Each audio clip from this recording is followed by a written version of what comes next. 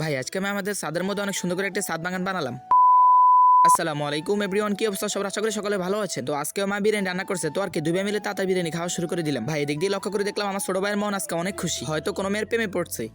ভাই দেবে গেছে আজকে কিন্তু 28 জানুয়ারি, মানে পবিত্র সহ মেরাজের দিন। তো আজকে আমার মন চাচ্ছিল ছাদের মধ্যে একটা গাছের বাগান বানাবো। ভাই এদিক দিয়ে তোমরা সামনে যত জানাজোরা দেখতেছো সব আমার ছোট স্বাস্থ্য ভাইটার জন্য। আসলে আমার স্বাস্থ্য ভাইটা কোনো কিছু বুঝে না, মানুষের ছোট আর ছোট বাবুটা না বুঝে আমাদের ছাদের অনেকগুলো গাছ নষ্ট করে, যেটা বলার বাহিরে। ভাই এদিক দিয়ে কুমড়া গাছের মধ্যে ফুল ফুটছে, ভাবতেছি এই ফুলটা দিয়ে 14 ফেব্রুয়ারিতে গার্লফ্রেন্ডকে প্রপোজ করবো, কিন্তু ভাই আমার তো গার্লফ্রেন্ড নেই, এটাই আমার কপালে দুঃখ।